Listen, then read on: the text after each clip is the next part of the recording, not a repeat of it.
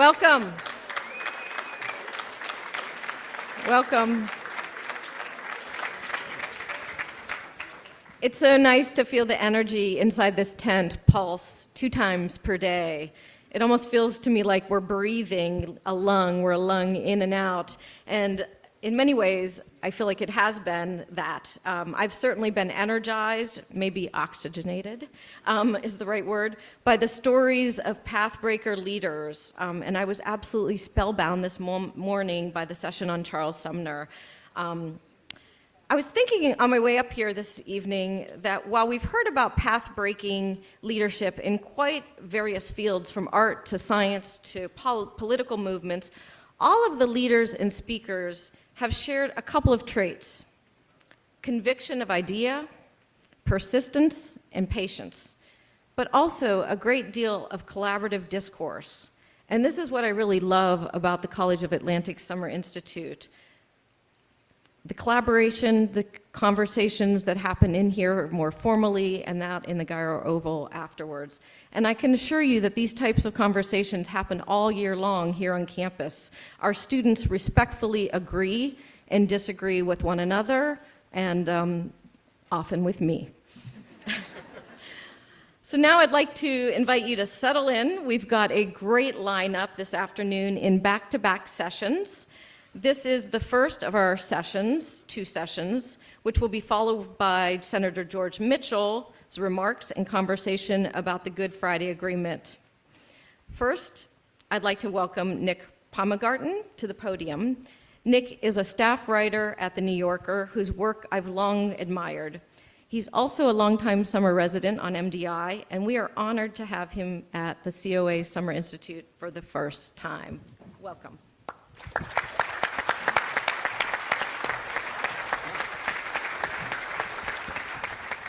Hello, everybody. It's an honor to be here on this beautiful afternoon and to have you all here. Thanks for coming out. And it's also an honor for me to be on the stage with these 2 gentlemen, who I am very fortunate to have been able to call colleagues and friends for many, many years.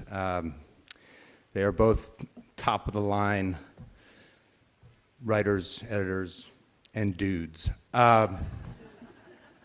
So Patrick first. I was talking to an editor like a year ago at The New Yorker, and he sort of enumerated the traits that a proper New Yorker editor, a New Yorker writer would need in order to perform his or her job. And you would need like 2 out of 3 of them. One was you have to be able to report. The next was you have to be able to think. And the third was you have to be able to write. I would say most of us at The New Yorker have 1 or 2 of those traits. I won't tell you which 2 I think I have, or 1.5. But Patrick is that rare triple threat. He does all of those things extremely well. But of course, the real source of the power of his work is his reporting. He is a relentless, insatiable reporter. I would even use the word unstoppable. I think the Sacklers might agree. But so everything for Patrick springs from this desire to find things out. But what he really brings to it, the writing part and the thinking part, is turning those things into stories, into narratives that are compelling, that go down easy, but convey a lot of complexity. I will say that he... what was I going to say? Right. So we're talking about Say Nothing today, or they are supposed to talk about Say Nothing, and it is obviously a groundbreaking work of history. It's a testament to great reportage, but it's a story. It's a great story. Now the word storytelling gets thrown around a lot, and it's kind of trendy, and it's usually annoying when people refer to like a brownie mix is some kind of a story. They use storytelling to define everything. But he is a true storyteller, and it's the good stuff. He's the real thing.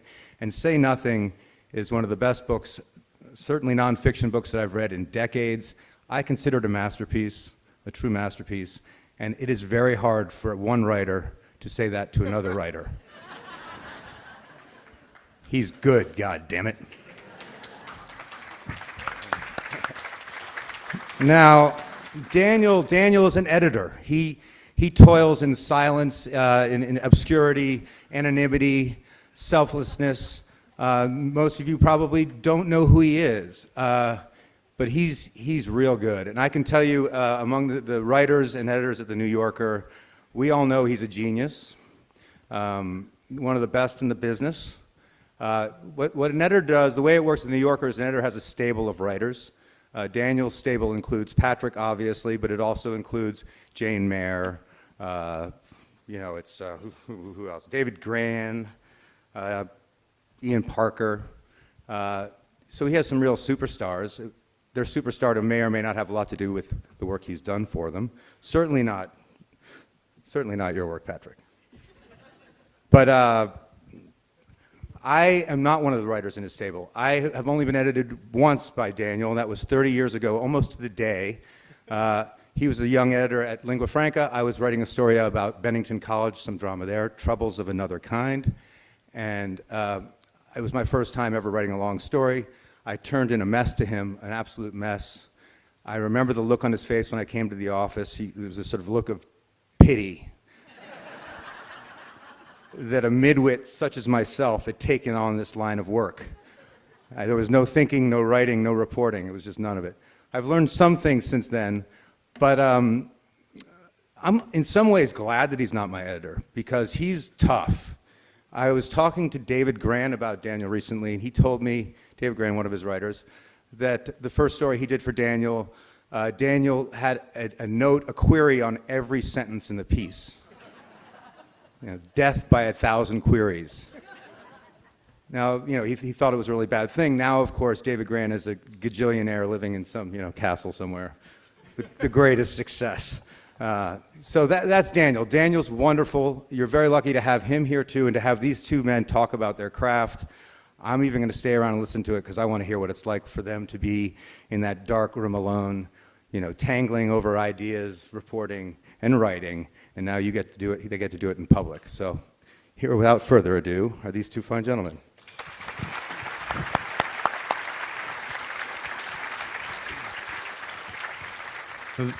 Thank you, Nick.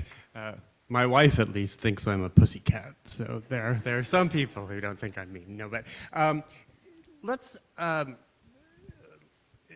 Patrick is indeed somebody who not only just reports well, but is a master storyteller. But that notion of unfolding a narrative through reporting, it all begins in many ways with the idea for a story. And the thing about a truly masterly journalist is that you don't jump necessarily at the first time you have a thought about a subject that interests you and say, I'm going to do that story, and I'm going to publish it in 2 months, and I know, I'm just going to dive into that cold water. Sometimes the very best projects that a writer may do is something that you may be thinking about for a third of your life. You've lived this kind of preoccupation, but you've been waiting for the right door to be there to say, now, instead of just treating it like a scholarly paper or a subject about which I'm just kind of going to conquer it through reading and willpower alone,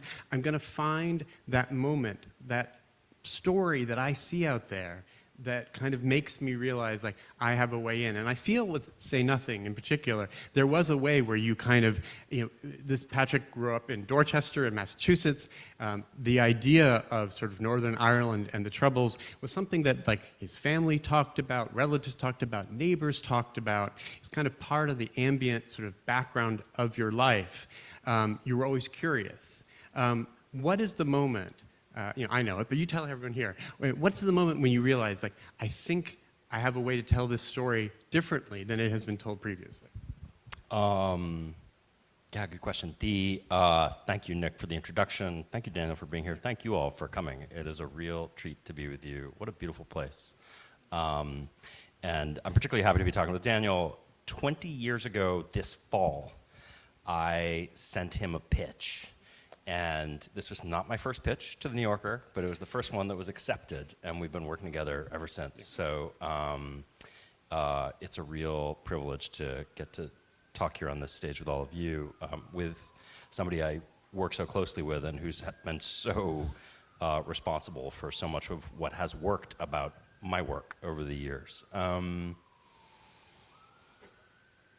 I grew up in Boston, as Daniel mentioned, and my dad, who's an Irish-American guy from Boston, when he would get the Boston Globe in the morning and have his coffee at our kitchen table in Dorchester, he would open up the Globe, and the first thing he would turn to is the obituary page, which he referred to as the Irish sports pages. And he loved in the morning to start the day by reading about all the people who had died in the previous days for whatever reason. And I inherited this tendency from him, and I find the obituary page is sometimes a good place to look for ideas, because an obituary as a literary form is kind of an amazing thing, right? It's like this little 700, 800, 1,000 word distillation of a life. And sometimes it's a big person who you were familiar with, and a lot of the time it's not. And I think there's real literary artistry that happens on the obituary page. And in this case, in 2013, it's crazy to think it was this long ago, I opened the New York Times and I turned to the obituary page and I read an obituary of a woman named Dolours Price. And my book, which I think they have over there, it's actually Dolours Price's image on the cover of the book. I had not heard of her, though she was a fairly well-known figure in Northern Ireland. But it said that this was a woman who was the first woman to join the IRA as a kind of frontline soldier, carrying a gun, leading operations. Women had been involved in the Irish Republican Army, but not in that kind of active capacity. And she had become this kind of iconic figure in the 1970s. She joined with her sister, Marion. They went off and bombed London. They bombed the Old Bailey in 1973. She was captured. She went on hunger strike. She almost died. And eventually, when she got out of prison, she married a movie star. She married Stephen Ray, the actor some of you may remember from The Crying Game and other films. And what really intrigued me was that it said in this obituary that in middle age, after the Good Friday Agreement, which we will be hearing more about with Senator Mitchell, she started to have some misgivings about things that she had done in her youth. So this was the first thing that really intrigued me, was the idea of, what happens when a radical isn't martyred and they actually grow up and they have children of their own and the conflict ends? How do they look back on the things they did in their 20s? That was really interesting to me. And then this obituary mentioned another woman whose name I didn't know, a woman named Jean McConville, who was a Belfast mother. She was a widow and a mother of 10. So her husband had died, she had 10 kids. And in 1972, she was abducted from her home in Belfast by the IRA and taken away and never seen again. So her children grew up orphaned, and they didn't know what happened to their mother. And it was a terrible war crime during a terrible conflict. But people remembered this name, Jean McConville. And this obituary suggested that one of the things that Dolours Price had misgivings about was that she had somehow been involved in the abduction and disappearance of that woman back in 1972. So the way this whole thing started for me was the idea of these two very different women. I had thought of the Troubles as a very male story, and here were these two women with these very different backgrounds, one of them a perpetrator, one of them a victim, and the idea that they were joined by this act of violence. And that felt irresistible as a story. What I initially thought would be a magazine article, and then became a book, and more recently has become a television drama. That was the thing that pulled me in. Yeah, absolutely. And I think it was important when you first spoke to me about this story, and I remember seeing that photograph of Dolours Price, who, was just very, seductive looking, and there was this kind of youthful, charisma as well as kind of ferocity to her that kind of just really conveyed that, she was a figure about one would feel a kind of electric ambivalence. Both that she was fighting for a cause that she believed in, and that she had also maybe perhaps participated in things in which she'd gotten over her head. I mean, when you're a youthful radical, and when you're, think of all the other conflicts that we know of in the world, when we kind of think of how much of the conflict and violence is led by young people who are overwhelmed by their both political feelings and their emotions. And it kind of, is this force that is more than them. I think you knew that there would be a complexity and a kind of drama to her, both in just accounting what she did, but that kind of hindsight. And if you read both Say Nothing and if you watch the television series, you'll see it's very important that it has a kind of double narrative. It's both the kind of, the account of the period of the Troubles itself, but then there are biographers and historians who are meeting with Dolores and kind of talking to her, and it's actually her memory of being somebody who would like hold up banks for the cause, and you feel both that she's Bonnie and Clyde and that she's a terrorist. And like, did you ever resolve that feeling of ambivalence yourself about her kind of moral status? In some ways, most people who talk about someone like Dolours Price, if you support the IRA, you think of her as a hero. You get to marry a movie star. Other people think of her as just a cold-blooded killer. What did you ever get to resolve that as you began this journey of reporting? No, I mean, I think what appealed to me was precisely the complexity, and I do, as you said, I sort of grew up with a I grew up in if you know Boston, I grew up in Dorchester. My father used to go down and drink at the Erie Pub down the street, and they passed the hat at the Erie Pub for the IRA. They would pass a jar around and say, "We're raising money for the lads."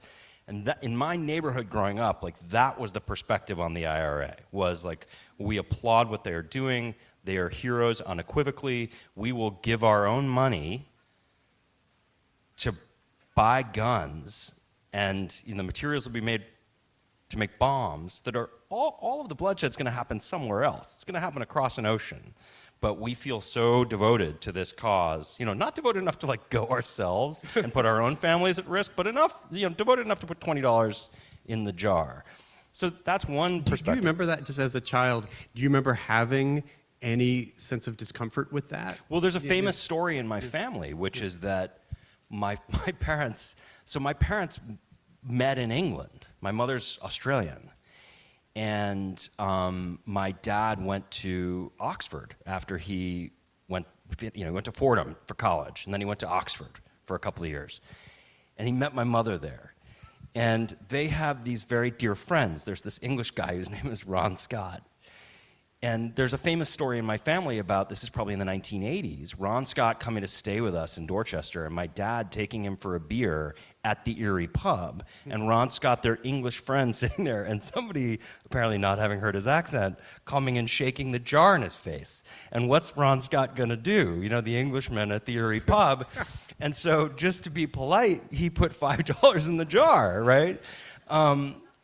These are the kinds of stories that I grew up around, and of course there was an ambivalence that was felt.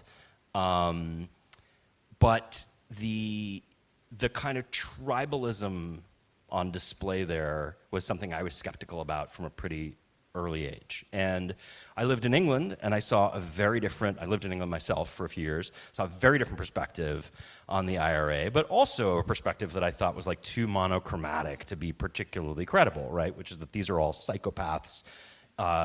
Britain is blameless in this history.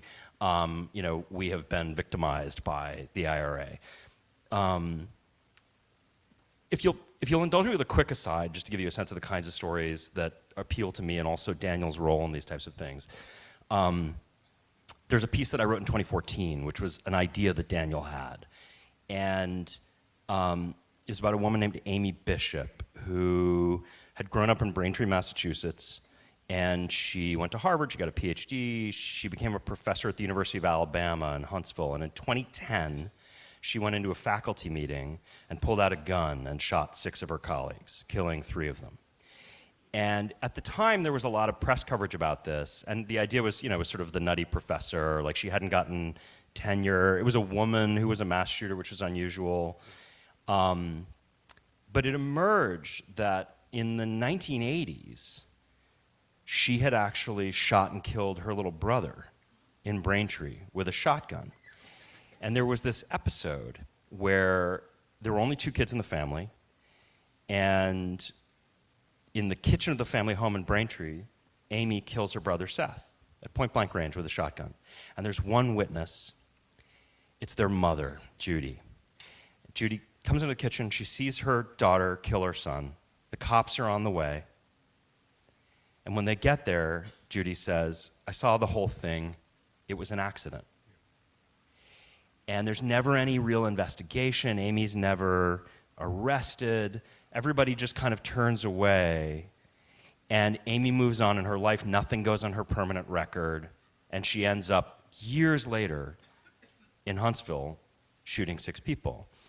Now, when Daniel initially asked me about this, I said, I'm not interested in doing that story because Amy Bishop sounds like a psycho, and I don't really care that much about the psychology of a mass shooter. That's not that interesting to me. And Daniel said, no, the story's not Amy.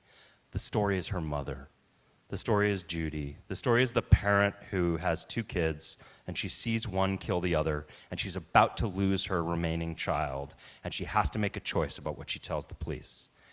And it may be that I was myself a new parent at the time, but that sort of opened a window for me into seeing, I guess what I'm saying I is that was myself, and I remember having that feeling of,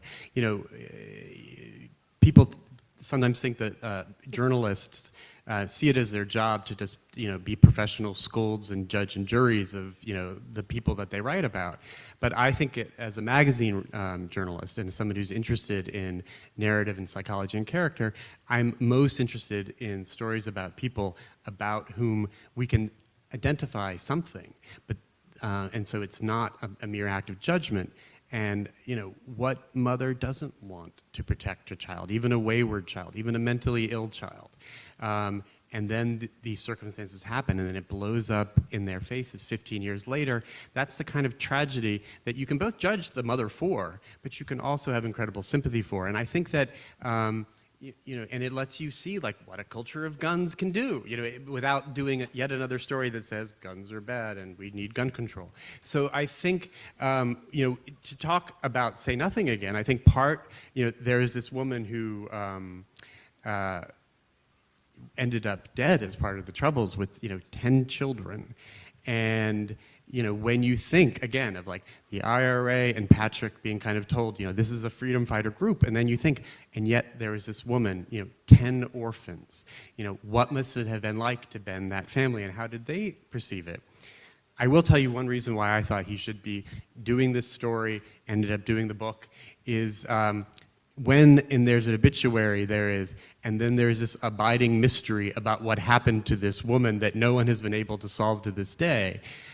Not only with the Amy Bishop story did Patrick do a much better job than the local police ever did in like fully running down what awful thing had happened back in the 1980s with Amy Bishop, but there's a leap of faith that any magazine editor or publication must take when you say, are you going to spend 6 months trying to find out what happened to Jean McConville? And I felt very confident that Patrick, who really could have been a prosecutor, could have been a detective, could have been all those things rolled in one, had he wanted to. professional basketball player, No, not that. Not rock that. star. No, it's only those things. There is a kind of, a moral Javert quality to him, in which, when he feels that the reporting has a purpose and a moral point, there is nothing that will stop in his way. And he does it ethically. He doesn't cut any corners. But you ask the awkward question. You keep going. You go to the archive. Even people who are suffering 30 years later after a terrible incident like the death of Jean McConville, people who don't want to talk about it. I mean, the book is called Say Nothing for a reason, because there was a culture of silence about the misdeeds, if you want to call it that, of the IRA that really made it an absolute act of breaking omerta to talk about it. Patrick did that again and again. Like, there's actually a great story you had once about like when you kind of walked into, it's like one of the bars or sort of like in Belfast, I think it was, and you kind of wanted to, sort of talk to people about this, and they just kind of stared you down, and you kind of had to kind of walk out. You remember this? Yeah. Which, I mean, I'm trying to remember. There are a number of these stories. Yeah. I mean, there was one where if it's the one that I think you're referring to, which is a funny story. There's a guy named Brendan Hughes who's a character in the book, and a big figure in the IRA. He was very close with Jerry Adams. He was, who we'll be, I'm sure, hearing about shortly. He was a kind of fearsome commander in the IRA, and he went on hunger strike and plays a big role in the book. And he's dead now. He was dead when I started working, but his brother was still alive. And I went to see his brother.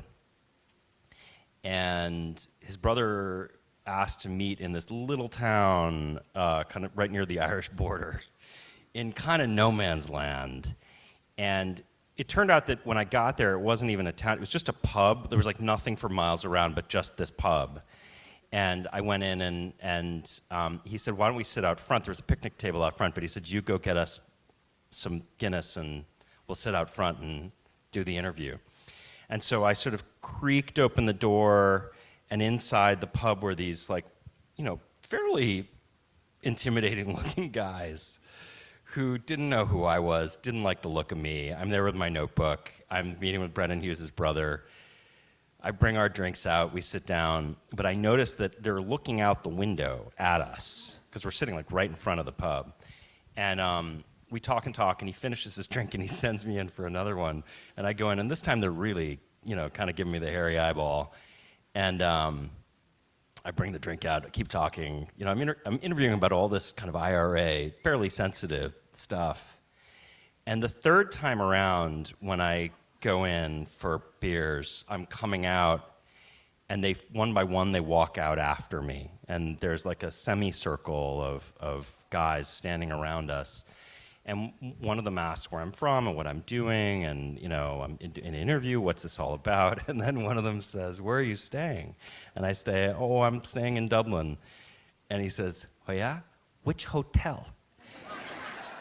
And at this point, I'm thinking it's probably time to get out of here. And so I start packing up my stuff, and I say, oh, guys, I gotta go. Sun's going down, gotta get back to Dublin. And I run around to my little rental car, and I get into the rental car and close the door and let out this big sigh of relief. And then I look, and I'm looking at the dashboard, because the steering wheel in Ireland is on the other side, and I have gotten in the wrong side of the car. And there's this just like mortifying moment when my eyes are closed, and I look up, and the 6 guys are just like cracking up. They think this is the funniest thing they've ever seen.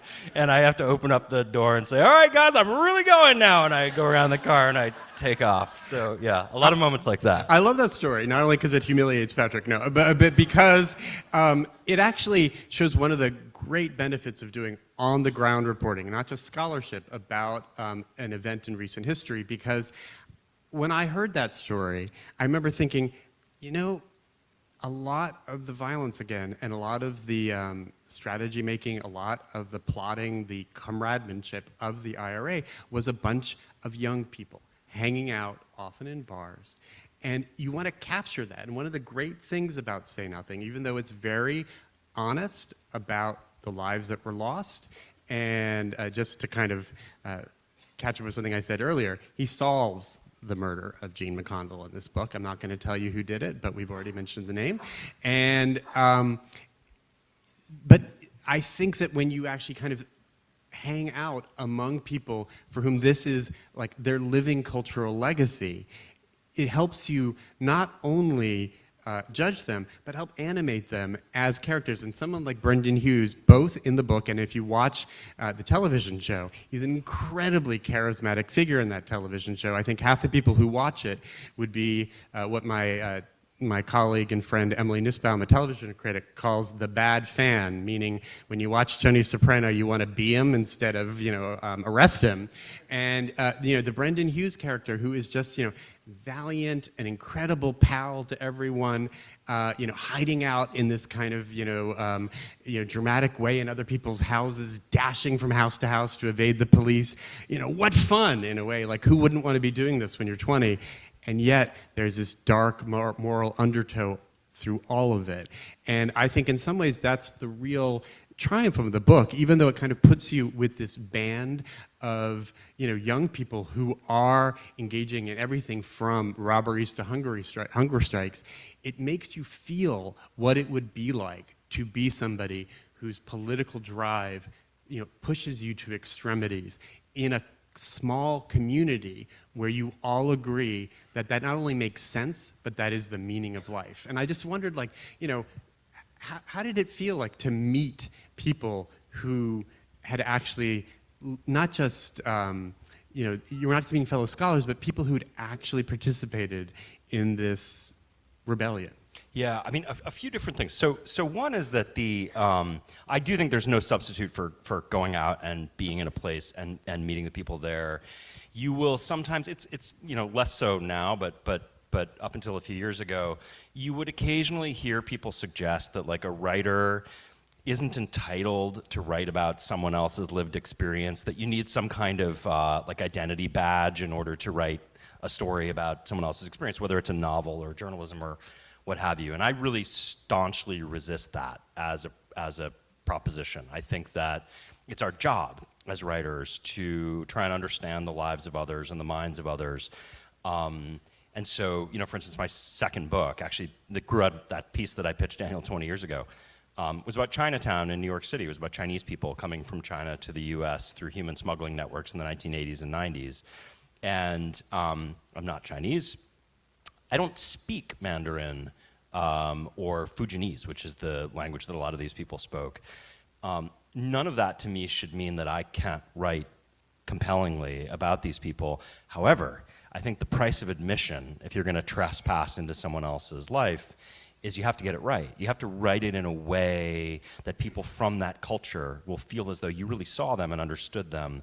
They'll recognize what you are portraying. And so with The Snakehead, that book, to this day, most of the people who read that book today are like the young American-born Chinese kids of the generation of people that I was writing about. And it means the world to me that they feel as though I captured it.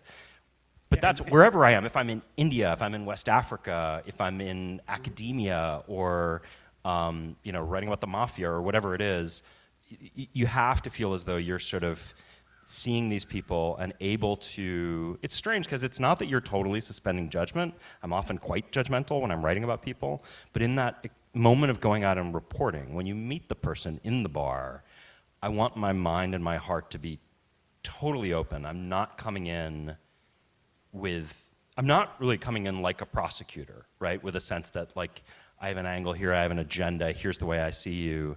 It's actually the opposite. In some ways, I'm sort of like, please, like, show me why whatever preconceptions I have are wrong, because as a writer, that's the thing that I want. It's the most thrilling thing for me as a reader, is when I'm reading something and I kind of come in feeling one way and I come out feeling another.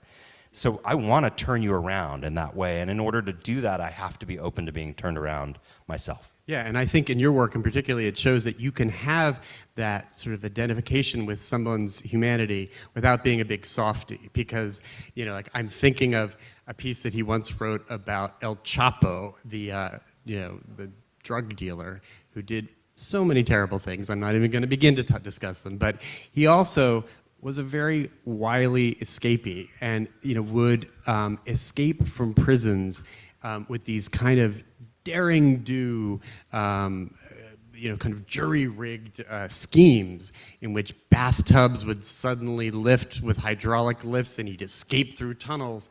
And, the challenge of this piece after he was on the run and he had escaped was both to kind of allow the reader to recognize that there's a certain kind of scampy ingenuity to this drug lord, and at the same time, as you were recognizing that, fully reckon with the fact that it was a form of ambition and kind of personal fire that was destroying his country and laying waste to so many lives. And I think, that's kind of one of the through lines of Patrick's work. I mean, if you read Empire of Pain, which is about the Sackler family, the very wealthy family that helped bring the gift of OxyContin to the world, the thing that is really interesting about the book for me, the article he wrote for the New Yorker by the same title had a similar quality in that it was, in many ways, about this family that like put its name on art museums and kind of had laundered its reputation almost by doing good works, to the point that nobody often realized that they had like created this drug that had helped create the opioid crisis. But when you read the book, the man who invented OxyContin is like a Saul Bellow character. He is this like absolutely like genius of pharmaceutical marketing and perhaps dodginess, but he just goes forward and forward. You know, if you all remember that novel Valley of the Dolls and the kind of Valium era and Betty Ford, he was always there, like a little pharmaceutical Zelig, like finding his way through the kind of American neurotic life and finding ways to exploit it and make money off of it. And you can't help but almost kind of admire the genius of the guy, even though it's a dark genius. And I do think you're especially attracted to that kind of person. You know, the dumb villains he'll take a pass on, but the really, really kind of smart and complicated ones, that's who I kind of try to toss Patrick's way. Yeah, I mean, because, I mean, to me, these are, listen, the reality is that Chapo Guzman, to take Chapo Guzman as an example, I mean, awful human being, right? Like in terms of our sort of moral evaluation of this person, responsible for many thousands of deaths, untold thousands of deaths, a terrible person. Also, the CEO of effectively like a multi-billion-dollar commodities business, you know, sending all these different drugs across the border into America. We've always had this kind of very myopic view, I think, of the drug war in America. We sort of feel as though, you know, these like crazy Mexicans keep fire hosing all these drugs across the border, and we have no choice, poor little us, but to take them. And you know, there's no sense of this as like a dynamic market that's driven by demand. There's a wonderful quote from a guy who was president of Mexico about a century ago. He said, "Poor Mexico, so far from God and so close to the United States." You know, the real problem, right, is that we are the biggest consumer of illegal drugs on the planet. I think the tail kind of wags the dog sometimes. But to take the Chapo example, I mean, you know, this is a story that I often trot out, but it's a good one. I wrote that piece about him without any cooperation from Guzman. He was locked up at the time in Mexico. And after it came out, I got a phone call from a lawyer for the Guzman family, which made me nervous. And before I got a voicemail in the office, and before I called him back, I called one of my sources in law enforcement. I said, "Hey, I just need you to run this guy's name. Is he really a cartel lawyer?" And my guy called me back an hour later and he said, "Yeah, I ran the traps. He's a cartel lawyer, all right. And he's one of these cartel lawyers who's like 60% cartel and 40% lawyer." So that made me even more nervous. And when I called the guy back, he surprised me by asking, he said they'd read the story, and he asked if I would like to ghostwrite El Chapo's memoirs. Coming out in 2027, Yeah, Mi exactly. Historia. Well, no, but here's the thing. To the point. So I said no. Like I said no immediately, in part because I thought there's no way. I was able to kind of maintain the cocktail in a 10,000 word piece where you've got like one part daring do and kind of fun south of the border, like prison breaks, and you know, he's this kind of this like bandit who you're almost rooting for. And then one part, like a genuine assessment of how dysfunctional the relationship between Mexico and the US is, and the carnage and the bloodshed. Like the piece does not stint on that at all. And I could kind of keep that cocktail like in perfect tension for 10,000 words. And I thought there's no way I'd be able to do this if I did a book. Either it would tip into kind of valorizing him too much, or it would tip the other way and he might kill me. And to give you an example, like, you know, after I said no, Rolling Stone published this big, noteworthy, you know, first ever interview with Chapo Guzman by noted investigative reporter Sean Penn.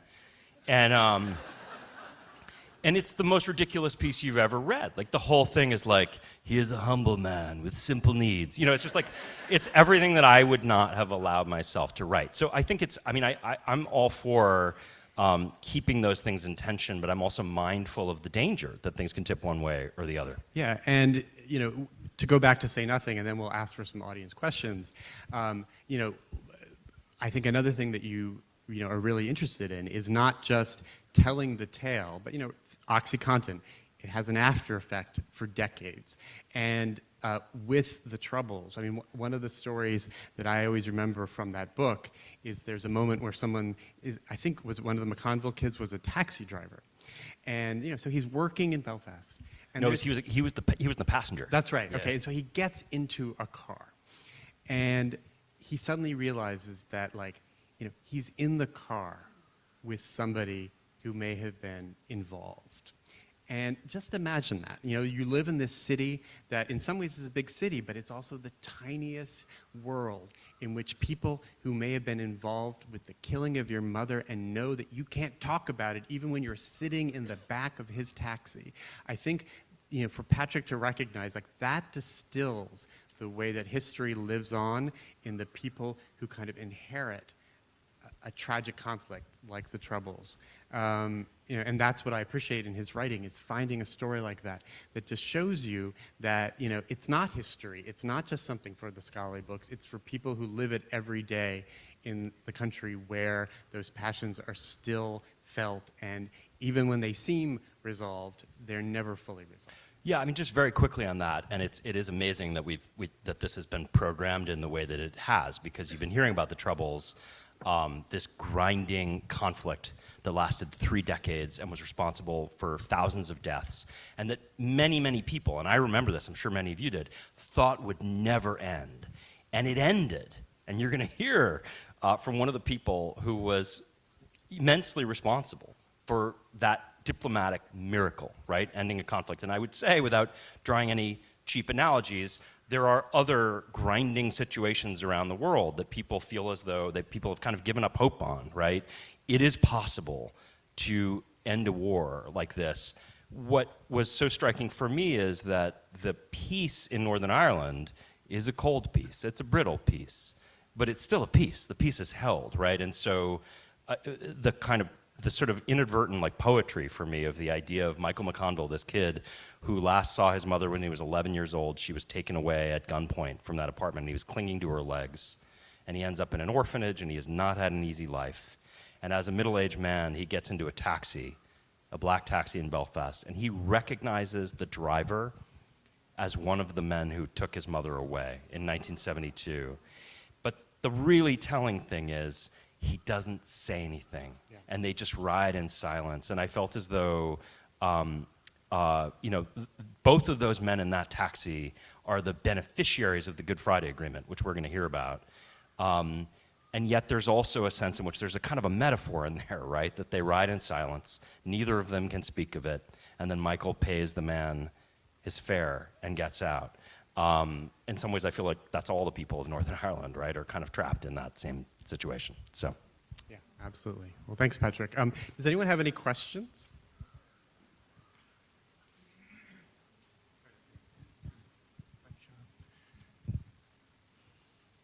Thank you for this. It's been wonderful. I find myself sitting here thinking, asking you, Patrick, how you deal with the moral dimension after you've been able to maintain the cocktail, and what thoughts you have about, are these bad people? Are they evil people? I don't know how to be articulate about it, but I'd love to have you riff a little bit on that. So I think with a few exceptions, who are mostly people I haven't written about, that there aren't that many people who are just evil. I'm not totally interested in the concept of evil, kind of pure evil.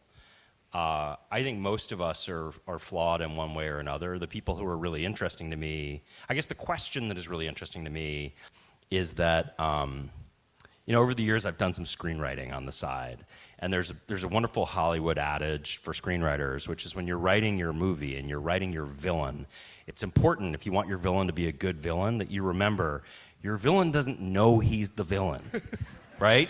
He thinks he's the hero. He's watching a whole other movie. And I have found that that's mostly the case, whether it's Chapo Guzman or the Sacklers, that people get up in the morning, they look at themselves in the mirror, and most of the time, it's these small kind of these little gradations. People sort of slowly, they don't get off the kind of track of mainstream morality. It's not like they hop the track. It's this thing where they start deviating in small increments, and they're able to tell themselves, I'm okay, I'm doing okay, there's a reason I'm doing this. And it just gets kind of more and more grotesque. So I don't, in a kind of strange way, if, like I can't tell you why Amy Bishop walked into a room and shot 6 of her colleagues. I think she's nuts. Maybe that is something closer to evil. Maybe she's just a very damaged person who had this terrible experience as a young person, and then everybody around her kind of denied that she'd shot her brother, and that secretly compounded it. I don't know. But the stories that are most interesting to me are these stories about people who often end up doing genuinely very evil things, but who at each step along the way are telling themselves, I'm okay, this is justified, here's why I'm doing what I'm doing. And I'm interested in the kind of range of reactions over time. So for instance, Dolours Price and Brendan Hughes, those 2 people from the IRA, both of them died alcoholic. She was addicted to drugs. They essentially, there was a wonderful quote that one of my sources gave me who knew them, who said they killed themselves for years. Like they slowly, they couldn't deal with the things that they'd done, and they felt unable to justify them in retrospect. Jerry Adams, who's another big character in the book, to this day would look out at you and say, well, I don't feel any of that trauma because you see, I was never in the IRA at all. Now, I don't know if Jerry Adams believes that, like nobody else believes that, right? But that's a story that he tells the world. I think on some level it may even be a story he tells himself, and he sleeps like a baby and doesn't feel bad about any of it.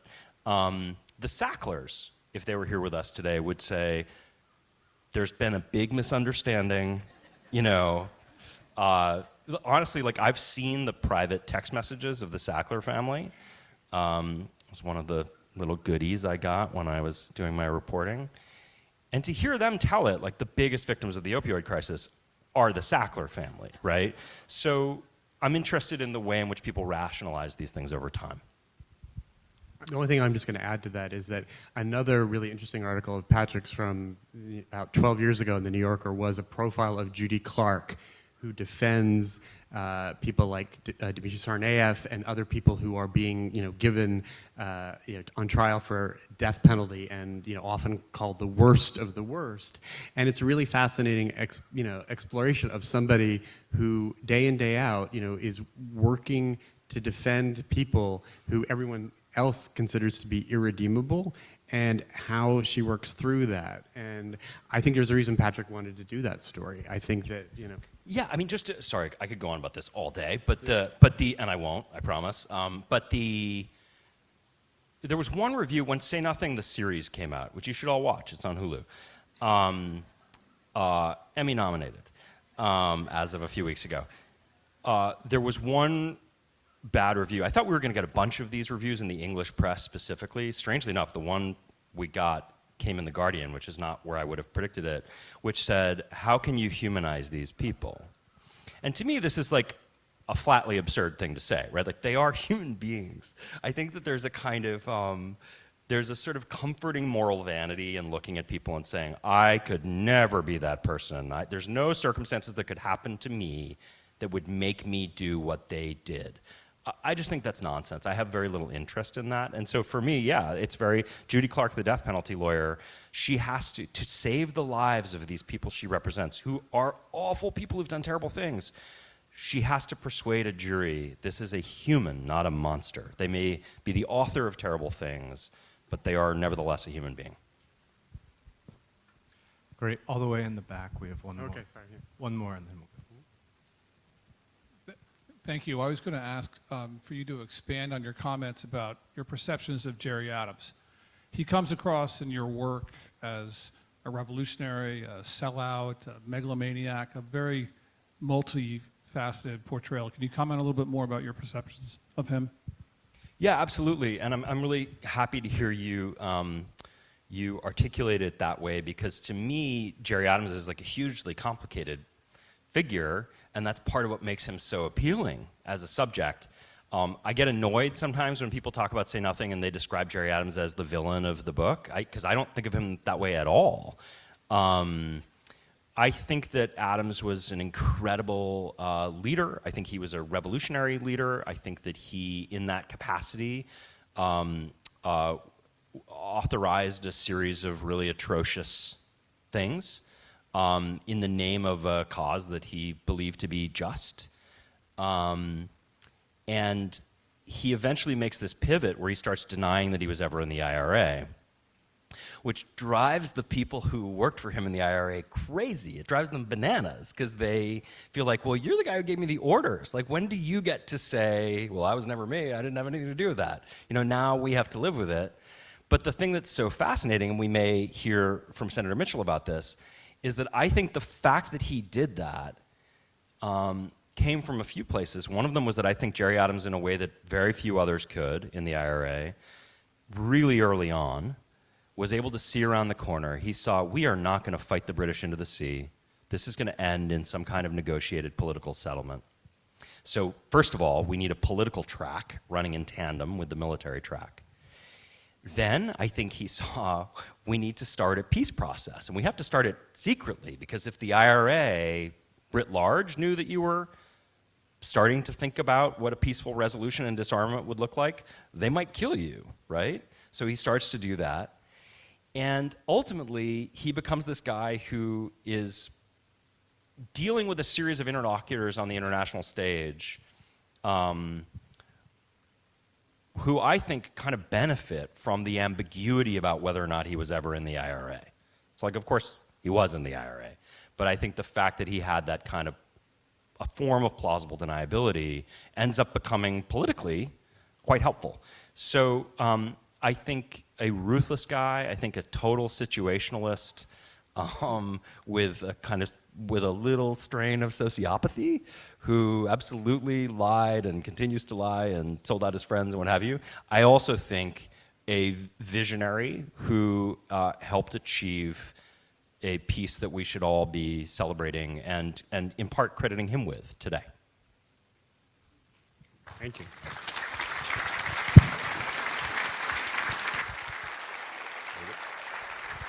Thank you.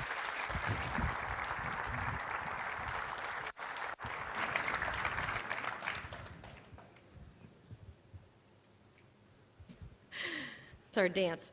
Thank you, Patrick, and thank you, Danielle. This was a really fabulous conversation.